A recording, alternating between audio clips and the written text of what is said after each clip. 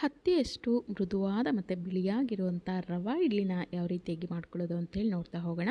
ನೋಡಿ, ಇಲ್ಲಿ ನಾನು ಯಾವುದೇ ರೀತಿಯಾಗಿರುವಂಥ ಗ್ರೈಂಡರ್ ಬಳಸಿಲ್ಲ, ಜೊತೆಗೆ ಯಾವುದೇ ರೀತಿಯ ಸೋಡಾ ಕೂಡ ಬಳಸ್ತೇನೆ. ತುಂಬ ಸಾಫ್ಟಾಗಿರುವಂಥ ರವೆ ಇಡ್ಲಿನ ಮನೆಯಲ್ಲೇ ರೆಡಿ ಮಾಡ್ಕೋಬೋದು. ಯಾವ ರೀತಿಯಾಗಿ ಮಾಡ್ಕೊಳ್ಳೋದು ಅಂತೇಳಿ ನೋಡ್ತಾ ಹೋಗೋಣ. ಅದಕ್ಕೂ ಮುಂಚೆ ವಿಡಿಯೋ ಇಷ್ಟ ಆಯಿತು ಅಂದರೆ ವಿಡಿಯೋಗೊಂದು ಲೈಕ್ ಮಾಡಿ, ಹಾಗೆ ಸಬ್ಸ್ಕ್ರೈಬ್ ಆಗ್ತಾನೆ ನೋಡ್ತಾ ಇದ್ದರೆ ಈಗಲೇ ಸಬ್ಸ್ಕ್ರೈಬ್ ಕೂಡ ಮಾಡ್ಕೊಳ್ಳಿ. ನೋಡಿ, ನಾನಿಲ್ಲಿ ಕಪ್ ಅಳತೆಗೆ ತೊಗೋತಾ ಇದ್ದೀನಿ. ಈ ಒಂದು ಕಪ್ಪಲ್ಲಿ 1 ಕಪ್ ಆಗೋಷ್ಟು ನಾನಿಲ್ಲಿ ಉದ್ದಿನ ಬೇಳೆನ ತೊಗೊಂಡಿದ್ದೀನಿ. ಅಂದರೆ ಇದ್ರ 3 ಪಟ್ಟಾಗೋಷ್ಟು ನಾವು ರವೆ ಅಥವಾ ಅಕ್ಕಿನ ಹಾಕ್ಕೋಬೇಕಾಗತ್ತೆ. ನಾನಿಲ್ಲಿ 1 ಕಪ್ ಅಳತೆಗೆ ಈ ಒಂದು ಉದ್ದಿನ ಬೇಳೆನ ತೊಗೊಂಡಿದ್ದೀನಿ. ಅಥವಾ ನಾವು ಮನೆಯಲ್ಲಿ ಉದ್ದಿನ ಕಾಳನ್ನು ಬಳಸ್ತೀವಿ ಅಂದರೆ ಖಂಡಿತವಾಗ್ಲೂ ಅದನ್ನು ಕೂಡ ನೀವು ಇಲ್ಲಿ ತೊಗೋಬೋದು. ಅದರಿಂದನೂ ಕೂಡ ಇಡ್ಲಿ ತುಂಬಾ ಸಾಫ್ಟಾಗಿ ಬರುತ್ತೆ. ನಂತರ ಒಂದು 1/4 ಟೀ ಸ್ಪೂನ್ ಆಗುವಷ್ಟು ನಾನಿಲ್ಲಿ ಮೆಂತ್ಯ ಹಾಕೋತಾ ಇದ್ದೀನಿ. ಮೆಂತ್ಯ ಹಾಕೊಳ್ಳೋದ್ರಿಂದ ಡೈಜೆಷನ್ ಚೆನ್ನಾಗಾಗುತ್ತೆ. ಅದ್ರ ಜೊತೆಗೇ ಹಿಟ್ಟು ಉಬ್ಬಿ ಬರಲಿಕ್ಕೆ ತುಂಬಾ ಹೆಲ್ಪ್ ಮಾಡುತ್ತೆ. ನೀವು ಬೇಡ ಅಂತಂದರೆ ಅದನ್ನು ಸ್ಕಿಪ್ ಮಾಡಿ ಕೂಡ ಹಾಗೆಯೇ ಮಾಡ್ಕೋಬೋದು. ನಂತರ ಅದೇ ಕಪ್ ಅಳತೆಯಲ್ಲಿ ಅರ್ಧ ಕಪ್ ಆಗೋಷ್ಟು ಅವಲಕ್ಕಿ ತೊಗೊಂಡಿದ್ದೀನಿ. ನಾನಿಲ್ಲಿ ಮೀಡಿಯಮ್ ಅವಲಕ್ಕಿನ ತೊಗೊಂಡಿದ್ದೀನಿ, ಅಥವಾ ದಪ್ಪ ಅವಲಕ್ಕಿ ಇದೆ ಅಂದರೆ ಅದನ್ನು ಕೂಡ ನೀವು ಇಲ್ಲಿ ತೊಗೋಬೋದು. ಅರ್ಧ ಕಪ್ ಆದರೆ ಸಾಕಾಗುತ್ತೆ. ನಾನಿಲ್ಲಿ ಮೀಡಿಯಮ್ ಅವಲಕ್ಕಿ, ಅದನ್ನು ಅದೇ ಕಪ್ ಅಳತೆಗೆ ಒಂದು ಅರ್ಧ ಕಪ್ ಆಗೋಷ್ಟು ತೊಗೊಂಡಿದ್ದೀನಿ. ನೋಡಿ, ಈ ಮೂರನ್ನು ಚೆನ್ನಾಗಿ ಒಂದು ಸತಿ ನೀರು ಹಾಕಿಬಿಟ್ಟು ಚೆನ್ನಾಗಿ ತೊಳ್ಕೊಬೇಕು. ಅದಾದ ನಂತರ ನೀರು ಹಾಕಿ ನಾವು ಇದನ್ನು ಒಂದು 4 ರಿಂದ 5 ಗಂಟೆಗಳ ಕಾಲ ಚೆನ್ನಾಗಿ ನೆನೆಸ್ಕೊಳ್ಬೇಕಾಗತ್ತೆ. ನಾನಿಲ್ಲಿ ಇಡ್ಲಿ ರವೆನ ತೊಗೋತಾ ಇದ್ದೀನಿ. ಅಂದರೆ ನಾವಿಲ್ಲಿ ಯಾವ ಕಪ್ ಅಳತೆಯಲ್ಲಿ ಉದ್ದಿನಬೇಳೆ ತೊಗೊಂಡಿದ್ವಲ್ಲ ಅದೇ ಕಪ್ ಅಳತೆಯಲ್ಲಿ 3 ಗ್ಲಾಸ್ ಆಗೋಷ್ಟು, ಅಂದರೆ ನಾವು 1.5 ಪಟ್ಟಾಗುವಷ್ಟು ರವೆಯನ್ನು ತೊಗೋಬೇಕು. ಅರ್ಧ ಕಪ್ಪಿಗೆ 1.5 ಕಪ್ ಆಗುವಷ್ಟು ನಾವಿಲ್ಲಿ ರವೆಯನ್ನು ತೊಗೋಬೇಕಾಗತ್ತೆ. ಅದೇ ಕಪ್ ಅಳತೆಯಲ್ಲಿ ನಾನು 3 ಕಪ್ ಆಗುವಷ್ಟು ಈ ಒಂದು ರವೆಯನ್ನು ತೊಗೋತಾ ಇದ್ದೀನಿ.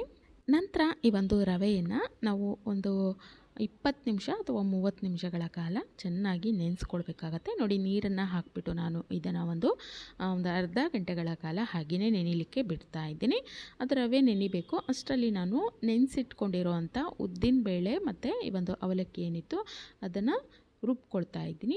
ನೀರನ್ನು ನೋಡ್ಕೊಂಡು ಹಾಕೋಬೇಕು. ಒಟ್ಟಿಗೆ ತುಂಬ ಜಾಸ್ತಿ ನೀರನ್ನು ಹಾಕ್ಕೊಂಡು ರುಬ್ಕೊಳ್ಬಾರ್ದು, ಯಾಕಂದರೆ ಇದು ತುಂಬ ಗಟ್ಟಿಯಾಗಿರುವಂಥ ಮಿಶ್ರಣವನ್ನು ನಾವು ರುಬ್ಕೋಬೇಕು. ಅದಕ್ಕೋಸ್ಕರ ಇದನ್ನು ಸ್ವಲ್ಪ ಪ್ರಮಾಣದಲ್ಲಿ ಮೊದಲು ನೀರು ಹಾಕಿ ರುಬ್ಕೊಳ್ಳಿ. ಅದಾದ ನಂತರ ಬೇಕಿತ್ತು ಅಂದರೆ ಹಾಕ್ಕೊಳ್ಳಿ.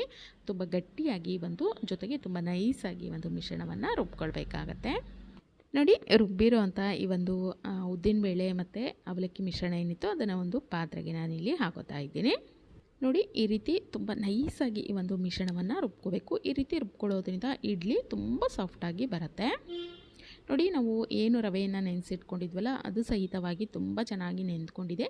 ಈಗ ನಾನು ಜಾಸ್ತಿ ಇರುವಂಥ ನೀರನ್ನು ತೆಕ್ಕೋತಾ ಇದ್ದೀನಿ. ನೋಡಿ, ನೀರು ತೆಗೆದಾದ್ಮೇಲೆ ಆ ಒಂದು ರವೆ ಏನಿತ್ತಲ್ಲ ಅದನ್ನು ಚೆನ್ನಾಗಿ ನೋಡಿ ಈ ರೀತಿ ಪ್ರೆಸ್ ಮಾಡಿ ಹಿಂಡ್ಕೋಬೇಕು. ಚೆನ್ನಾಗಿ ಹಿಂಡ್ಬಿಟ್ಟು ನೀರನ್ನೆಲ್ಲ ತೆಗೆದು ಅದಾದ ನಂತರ ಗಟ್ಟಿಯಾಗಿರುವಂಥ ರವೆಯನ್ನು ಹಾಕ್ಕೊಳ್ಬೇಕು. ಈ ರೀತಿ ಮಾಡ್ಕೊಳ್ಳೋದ್ರಿಂದ ನಮ್ಮ ಇಡ್ಲಿ ಹಿಟ್ಟು ತುಂಬ ತೆಳು ಆಗೋದಿಲ್ಲ. ನಮಗೆ ಯಾವ ಒಂದು ಹದದಲ್ಲಿ ಬೇಕೋ ಆ ಹದದಲ್ಲಿ ಕಲಿಸ್ಕೋಬೋದು. ತುಂಬ ತೆಳು ಮಾಡ್ಕೊಂಡ್ಬಿಟ್ರೆ ನಮಗೆ ಇಡ್ಲಿ ಅಷ್ಟು ಚೆನ್ನಾಗಿ ಬರೋದಿಲ್ಲ. ನೋಡಿ, ಚೆನ್ನಾಗಿ ನಾನು ನೀರನ್ನು ಹಿಂಡಿ ತೆಕ್ಕೊಂಡಿದ್ದೀನಿ. ನಂತರ ಈ ಒಂದು ರವೆ ಮತ್ತು ಉದ್ದಿನಬೇಳೆ ಮಿಶ್ರಣ ಏನಿತ್ತು ಅದಷ್ಟನ್ನು ಚೆನ್ನಾಗಿ ನಾನಿಲ್ಲಿ ಕಲಿಸ್ಕೊತಾ ಇದ್ದೀನಿ. ಈ ಒಂದು ಕಲಸಿರೋವಂಥ ಹಿಟ್ಟನ್ನು ನಾವು ಒಂದು 7 ರಿಂದ 8 ಗಂಟೆಗಳ ಕಾಲ ನೆನೆಸಿಟ್ಕೋಬೇಕು. ಅಂದರೆ ಹಿಟ್ಟು ಚೆನ್ನಾಗಿ ಹುದುಗಿ ಬರಬೇಕು. ನೋಡಿ, ಮಾರನೇ ದಿನ ಬೆಳಗ್ಗೆ ನಾನಿಲ್ಲಿ ತೋರಿಸ್ತಾ ಇದ್ದೀನಿ ಹಿಟ್ಟು ಎಷ್ಟು ಚೆನ್ನಾಗಿ ಉಬ್ಬಿ ಬಂದಿದೆ, ಹುದುಗಿ ಬಂದಿದೆ ಅಂಥೇಳಿ. ನಂತರ ಇದಕ್ಕೆ ರುಚಿಗೆ ತಕ್ಕಷ್ಟು ಉಪ್ಪನ್ನು ಸೇರಿಸ್ಕೊಂಡು ಈ ಒಂದು ಮಿಶ್ರಣವನ್ನು ನಾನು ಮಿಕ್ಸ್ ಮಾಡ್ಕೋತಾ ಇದ್ದೀನಿ. ಉಪ್ಪನ್ನು ಹಾಕಾದ್ಮೇಲೆ ಹಿಟ್ಟನ್ನು ಈ ರೀತಿ ನೀಟಾಗಿ ಕಲಿಸ್ಕೊಳ್ಬೇಕಾಗತ್ತೆ. ನೋಡಿ, ಇದಾಗಿದೆ. ಈಗ ನಂತರ ನಾನಿಲ್ಲಿ ಇಡ್ಲಿ ಪ್ಲೇಟ್ ಏನಿತ್ತು ಅದಕ್ಕೆ ಕೆಳಭಾಗದಲ್ಲಿ ಚೆನ್ನಾಗಿ ಎಣ್ಣೆಯನ್ನು ಸವರ್ಕೊಂಡಿದ್ದೀನಿ. ಅದಾದ ನಂತರ ನಾವು ಮಾಡಿಟ್ಕೊಂಡಿರುವಂಥ ಈ ಒಂದು ಇಡ್ಲಿ ಹಿಟ್ಟನ್ನು 3 ಪ್ಲೇಟ್ಗಳಿಗೆ ನಾನಿಲ್ಲಿ ಹಾಕಿ ಎತ್ತಿಟ್ಕೊಂಡಿದ್ದೀನಿ. ಈ ಕಡೆ ನೀರು ಕೂಡ ಚೆನ್ನಾಗಿ ಕುದಿ ಬರಲಿಕ್ಕೆ ಶುರುವಾಗಿದೆ. ಅಂದರೆ ನೀರು ಈ ರೀತಿ ಚೆನ್ನಾಗಿ ಕುದಿ ಬರೋ ಅಂಥ ಸಮಯದಲ್ಲಿ ನಾವು ಇಡ್ಲಿ ಪ್ಲೇಟ್ಗಳನ್ನು ಇಟ್ಟು ಒಂದು 10 ರಿಂದ 12 ನಿಮಿಷಗಳವರೆಗೆ ಬೇಯಿಸ್ಕೊಂಡ್ರೆ ಸಾಕಾಗತ್ತೆ. ಅಂದರೆ ನೀರು ಚೆನ್ನಾಗಿ ಕುದಿ ಬರೋವಂಥ ಸಮಯದಲ್ಲಿ ಇಡೋದ್ರಿಂದ ತುಂಬ ಬೇಗನೆ ಇಡ್ಲಿಗಳು ಬೇಯುತ್ತೆ. ನೋಡಿ, ನಾನಲ್ಲಿ ಇಡ್ಲಿ ಪ್ಲೇಟ್ಗಳನ್ನು ಇಟ್ಬಿಟ್ಟು ಲಿಡ್ಡನ್ನು ಕ್ಲೋಸ್ ಮಾಡ್ತಾ ಇದ್ದೀನಿ. ಇದನ್ನು ಒಂದು 10 ರಿಂದ 12 ನಿಮಿಷಗಳವರೆಗೆ ಚೆನ್ನಾಗಿ ಬೇಯಿಸ್ಕೊಳ್ಬೇಕಾಗತ್ತೆ.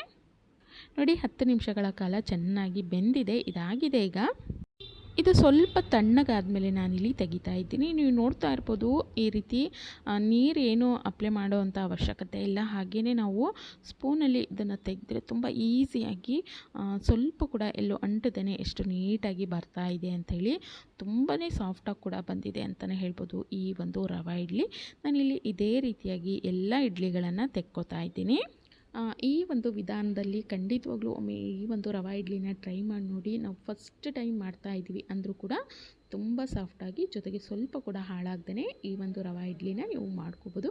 ನೋಡಿ, ಇಲ್ಲಿ ನಾನು ಒಂದನ್ನು ತೋರಿಸ್ತಾ ಇದ್ದೀನಿ, ಎಷ್ಟು ಸಾಫ್ಟಾಗಿ ಬಂದಿದೆ, ಜೊತೆಗೆ ಅಷ್ಟೇ ರವೆ ರವೆಯಾಗೂ ಕೂಡ ಇದೆ ಅಂತಲೇ ಹೇಳ್ಬೋದು. ಅಷ್ಟು ಒಂದು ಸೂಪರಾಗಿ ಬಂದಿದೆ ಈ ಒಂದು ರವೆ ಇಡ್ಲಿ. ಈ ಒಂದು ರವೆ ಇಡ್ಲಿನ ನೀವು ಇಡ್ಲಿ ಸಾಂಬಾರು ಜೊತೆ ಅಥವಾ ಚಟ್ನಿಗಳ ಜೊತೆ ಆರಾಮಾಗಿ ಸರ್ವ್ ಮಾಡ್ಬೋದು. ತುಂಬಾ ಸೂಪರಾಗಿರುತ್ತೆ, ಬಾಯಲ್ಲಿಟ್ಟರೆ ಹಾಗೇ ಕರಗೋಗುತ್ತೆ, ಅಷ್ಟು ಸಾಫ್ಟಾಗಿರುತ್ತೆ. ಜೊತೆಗೇ ಮಾಡ್ಕೊಳ್ಳುವಂಥ ವಿಧಾನ ಕೂಡ ತುಂಬಾ ಸುಲಭ, ತುಂಬ ಸುಲಭವಾಗಿ ಮನೆಯಲ್ಲೇ ನಾವು ರವೆ ಇಡ್ಲಿನ ಮಾಡ್ಕೋಬೋದು. ಖಂಡಿತವಾಗ್ಲೂ ಟ್ರೈ ಮಾಡಿ, ಯಾವ ರೀತಿಯಾಗಿ ಬಂತು ಅಂತೇಳಿ ಕಮೆಂಟ್ ಮಾಡಿ ತಿಳಿಸಿ. ಮತ್ತಷ್ಟು ಹೊಸ ಹೊಸ ರೆಸಿಪಿ ವಿಡಿಯೋಗಳಿಗಾಗಿ ಸಬ್ಸ್ಕ್ರೈಬ್ ಆಗಿಲ್ಲ ಅಂದರೆ ಈಗಲೇ ಸಬ್ಸ್ಕ್ರೈಬ್ ಕೂಡ ಮಾಡ್ಕೊಳ್ಳಿ.